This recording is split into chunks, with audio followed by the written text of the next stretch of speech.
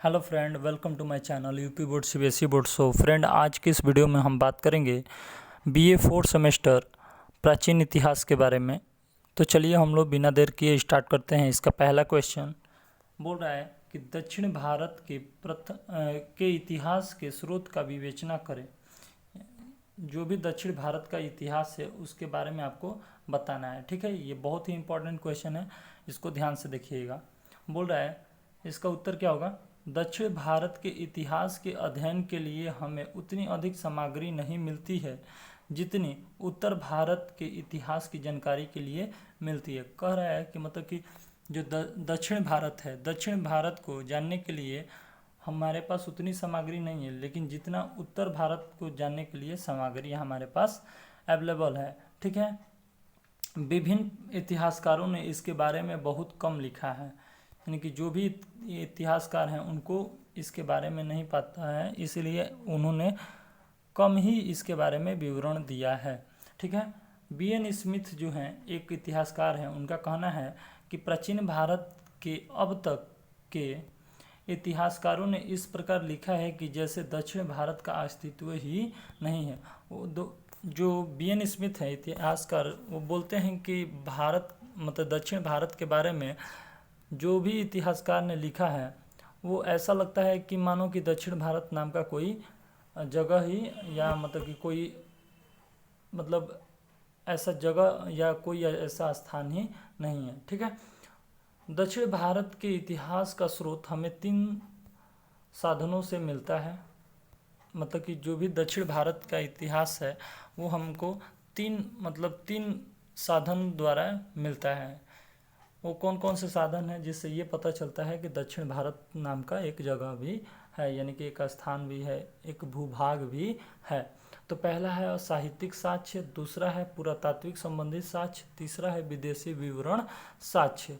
ये तीनों के मदद से हमें पता चलता है कि दक्षिण भारत एक भूभाग भी है। साहित्य साक्ष्य के अनुसार कैसे पता चलता है।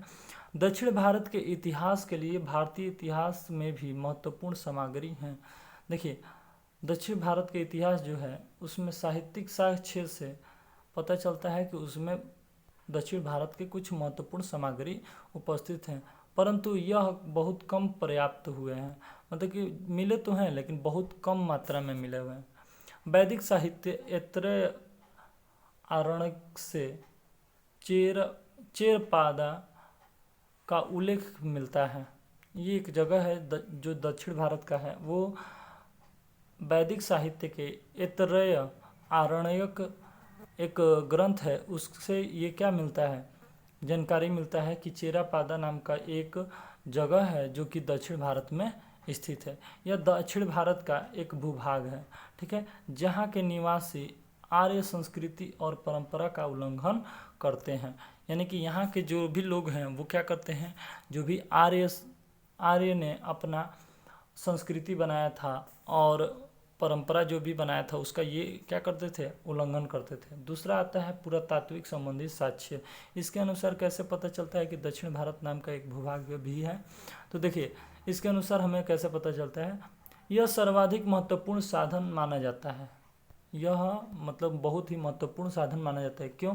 क्योंकि इसमें अभिलेख आते हैं, सिक्के आते हैं, स्मारक आते हैं। जैसे पुरातात्विक साक्ष्य दक्षिण भारत के बारे में बताते हैं। ये सब चीज़ें जो हैं दक्षिण भारत के बारे में अच्छे से बताते हैं। ठीक है, सबसे प्राचीनतम अधिक महत्वपूर्ण पुलकेशिन द्वितीय का ऐहोल अभिलेख है जो दक्षिण ब्राह्मी लिपि में तथा संस्कृत में लिखा है।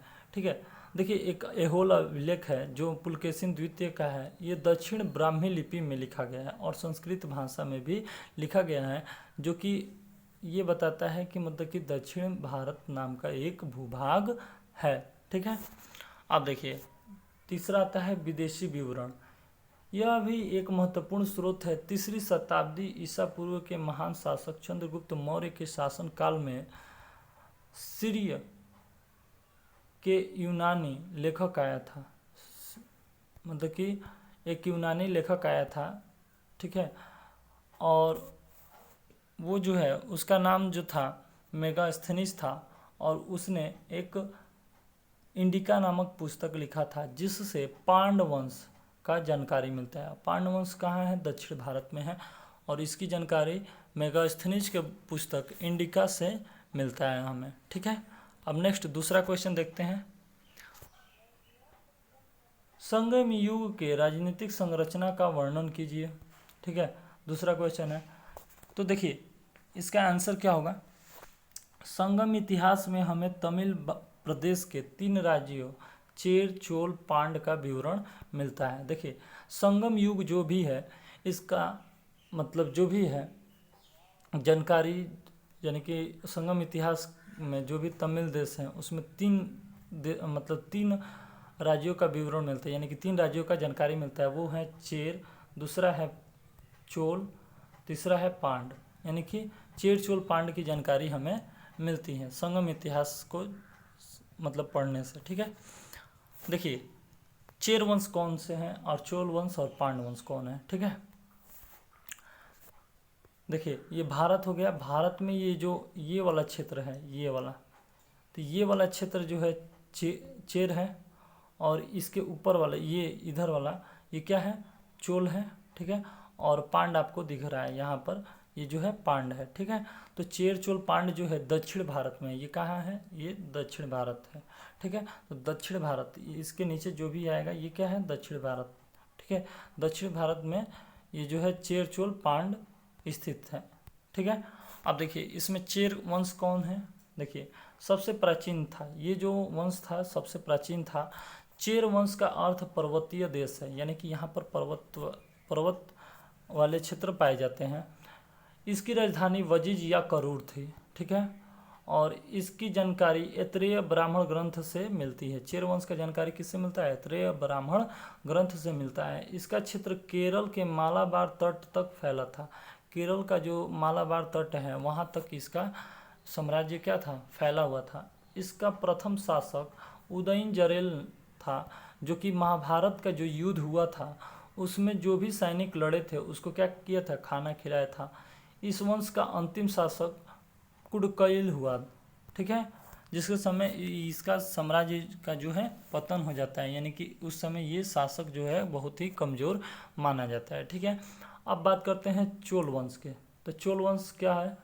इसकी जानकारी अष्टाध्यायी पुस्तक पाणिनि से मिलती है। इसका क्षेत्र जो है तमिलनाडु का उत्तर पूर्व भाग है। राजधानी जो है इसकी उरईयूर है। ठीक है, ये शॉर्ट में याद करिए। ठीक है, याद रहेगा तो आप लिख लेंगे। ठीक है, और इसके संस्थापक हैं उरोहो पहरे। ठीक है, उरोवाह पहरे। ठीक है, और इसका एक शासक करिकाल ने श्रीलंका पर आक्रमण किया था, और उसने 1200 सैनिकों को वहां से लेकर आकर और क्या किया था? 1600 मीटर लंबा बांध बनवाया था। कहाँ पर? कावेरी नदी पर। कहाँ पर बनवाया था? कावेरी नदी पर। कौन बनाया था? करिकाल ने। ठीक है, अब बात करते हैं पांडवंश के बारे में। पांडवंश क्या है? यह पैसों के मामले में बहुत ही खतरनाक था, यानी कि पैसा था, इसके पास पैसा था तो इसके पास पावर भी था, और ये बहुत ही खतरनाक शासक था। ठीक है, इसने अपनी राजधानी को मदुरई में स्थापित किया था, यानी कि इसकी राजधानी कहाँ थी? मदुरई में थी। और प्रथम महत्वपूर्ण शासक इसका था नेडुजेलियन था, परंतु शासक काल में, मतलब कि इसके शासन काल में जो है बारे में इसे कुछ भी नहीं पता था। मतलब ये तो शासन करता था लेकिन शासन काल के बारे में इसको कुछ नहीं पता था, यानी कि कुछ भी जानकारी नहीं था। ठीक है, चेर चोल, जब ये चेर चोल पांड्य राजा और 5 राजाओं ने मिलकर इसकी राजधानी पर क्या करते हैं? हमला करते हैं, तो ये अपनी वीरता पूर्वक उन्हें क्या करता है? अपनी राजधानी से भगा देता है। और भगाने के बाद नेडुजेलियन, मतलब कि नेडुजेलियन का नाम और भी फेमस हो जाता है। अब इस तरह से नेडुजेलियन जो है उस पर शासन करता है, और उसके बाद नेडुजेलियन के मतलब मृत्यु हो जाती है। उसके बाद इसका पूरी तरह से जो पांड्य वंश है अंधकारमय हो जाता है। अंधकारमय मतलब अंधकारपूर्ण हो जाते हैं। यहाँ पर शासन करने वाला अब कोई नहीं होता है जो कि मतलब कि पूरी तरह से वीरतापूर्वक सामना कर सके किसी का, यानी कि ये पूरी तरह से अंधकारमय हो गया था। अब नेक्स्ट क्वेश्चन देखते हैं कि पहलव कौन थे, और महेंद्र वर्मन के इतिहास का संक्षिप्त विवरण दीजिए। देखिए प्राचीन भारतीय इतिहास की भांति पहलव वंश की उत्पत्ति भी अंधकारपूर्ण है, यानी कि कहने का मतलब कि इसकी भी जानकारी कोई नहीं मिलती है कि ये कहाँ से है। ठीक है, इतिहासकार वेंकैया ने यह स्पष्ट किया है कि यह स्वीकार करना गलत होगा कि जो पुराणों में लिखा है कि पहलव वे पहलव ही हैं, ये कहना गलत है। ठीक है, यानी कि जो पुराणों में कहा गया है कि पहलव ही पहलव है, ऐसा मतलब पूर्ण रूप से यानी कि इसका साक्ष्य नहीं मिला है, इसलिए हम लोग इसको ये नहीं कह सकते हैं कि यह पहलव ही है। ठीक है, परंतु ऐसा माना जाता है कि ईसा की द्वितीय शताब्दी में पश्चिम भारत में पहलव तत्व की प्रधानता देखी जा सकती है, यानी कि जो ईसा काल के समय जो था पहलव की उत्पत्ति हो गई थी, ऐसा माना जाता है। तो पहलव के संस्थापक उस समय कौन थे? सिंह विष्णु थे। कौन थे? सिंह विष्णु थे। ठीक है, इन्हीं के समय जो है भावरी आए थे और इन्होंने किरातुल जुकियम नामक एक किताब लिखा था। ठीक है, जिससे यह पता चलता है कि मतलब कि ये भी एक वंश था। ठीक है, उस किताब को पढ़ने से ये पता चलता है। सिंह विष्णु के बाद महेंद्र वर्मन प्रथम पहलव वंश का शासक हुआ। अब उसके बाद क्या करता है, यह महान शासक होता है और यह अपने पिता के भांति जो है वीरतापूर्वक लड़ता था। ठीक है, पिता के समान वीर था। इसने बहुत सारी उपाधियां प्राप्त की थी, जैसे मत विलास, विचित्र चित्त, उसके बाद गुण भर, मतलब ऐसे ऐसी जो है इत्यादि, मतलब कि इसने उपाधियां पाई थी। महेंद्र वर्मन बहुत ही ज़्यादा संगीत से प्रेम रखता था, इसलिए इसको संगीत प्रेमी कहते थे। इसने कदाचार्य को संगीत की शिक्षा भी दी थी। कदाचार्य को क्या की थी? संगीत की शिक्षा भी थी। और यह पुलकेशिन द्वितीय से हारा था। यह किससे हारा था? एक पुलकेशिन द्वितीय से हारा था और पुलकेशिन द्वितीय ने इसको हरा कर, क्योंकि ये तो मतलब शासक मतलब अच्छा शासक था। ठीक है, तो इसको जब पुलकेशिन द्वितीय ने हराया तो ये जो है खुशी के कारण इसने कांची कुंड की अपनी उपाधि खुद से धारण कर ली। ठीक है, यानी कि इसको कांची कुंड की उपाधि मिल गया। किसको हराने के बाद? इसको महेंद्र वर्मन को क्या करने पर?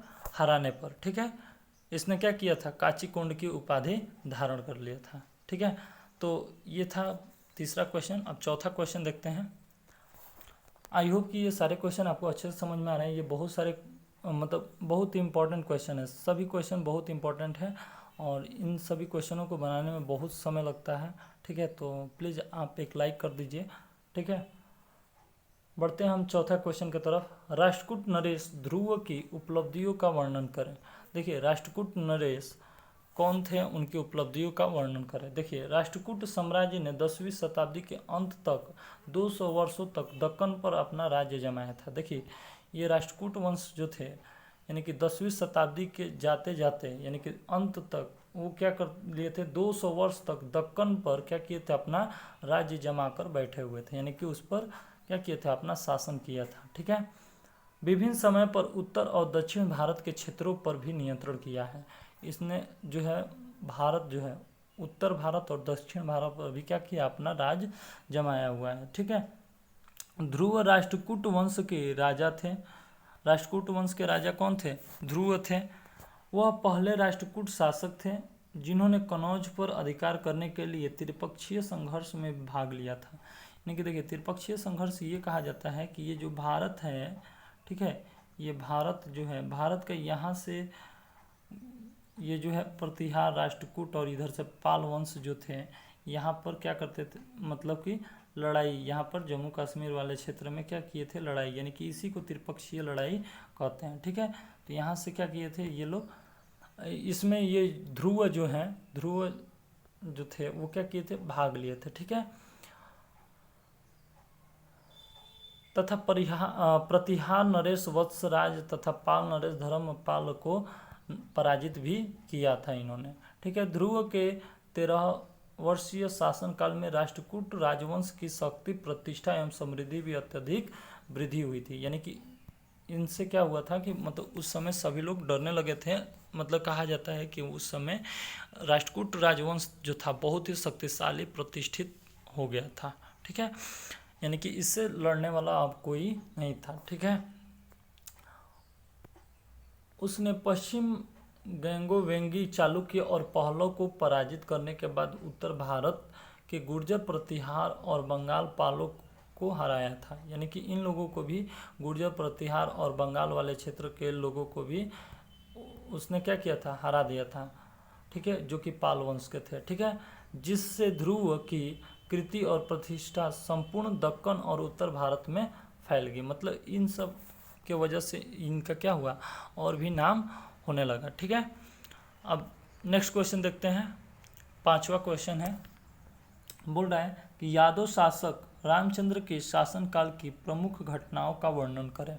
ठीक है, यादव शासक जो थे रामचंद्र, उनके शासनकाल की प्रमुख घटना क्या क्या थी, उनके बारे में आपको बताना है। ठीक है, तो देखिए, रामचंद्र जिसे रामदेव भी कहा जाता है, भारत के देवगिरी के यादव वंश का शासक था। उसने अपने चचेरे भाई अम्मन से सिंहासन जब्त कर लिया था। ठीक है, देखिए, जो रामचंद्र जो थे ये भारत के देवगिरी यादव वंश के थे, और इन्होंने अपने चचेरे भाई से सिंहासन को क्या किया था, छीन लिया था। यानी कि उसको क्या कर लिया था, जब्त कर लिया था। ठीक है, अब देखिए, और अपने हिंदू पड़ोसियों जैसे परमार, बघेल, होयसल और काकतीय से लड़कर अपने राज्य का विस्तार किया था। ये जो भी छोटे छोटे क्या थे, मतलब राजवंश थे, इनसे भी क्या किया था, वो उन्होंने लड़के क्या किया था, अपना साम्राज्य का विस्तार किया था। ठीक है, उनके साम्राज्य पर कब्जा करके। ठीक है, रामचंद्र यादव राजा कृष्ण के पुत्र थे। इसने मालवा एवं गुजरात पर सैन्य अभियान किया। इस अभियान के दौरान मालवा के शासक अर्जुन वर्मा को पराजित कर दिया था। यानी कि देखिए, ये जो थे रामचंद्र यादव जो थे, ये मालवा और गुजरात पर सैन्य अभियान किया, और इसी अभियान के दौरान इन्होंने वहाँ के मतलब मालवा के शासक अर्जुन वर्मा को क्या कर दिए थे, पराजित कर दिए थे। ठीक है, तो ये 5 क्वेश्चन जो थे बहुत ही इंपॉर्टेंट क्वेश्चन थे, जो कि आपके BA 4th सेमेस्टर एग्ज़ाम में पूछे जा सकते हैं। तो आप लोग इसको आसानी से इसको समझ सकते हैं और जाकर पेपर में अपना अच्छा परफॉर्मेंस दिखा सकते हैं। तो वीडियो अच्छी लगी तो वीडियो को लाइक करिए, ज़्यादा से ज़्यादा शेयर करिए। हमारे चैनल पर नए हैं तो चैनल को सब्सक्राइब करिए। देखिए, वीडियो बनाने में बहुत ज़्यादा समय लगता है। इसको पहले तो लिखो, नोट्स बनाओ और PDF बनाओ, उसके बाद YouTube पर डालना होता है। ठीक है, तो वीडियो पर थोड़ा सा रहम खाकर आप लोग इसको लाइक करिए और ज़्यादा से ज़्यादा शेयर करिए। Thank you so much. मिलते हैं नेक्स्ट वीडियो लेकर इसका सेकंड पार्ट। Thank you.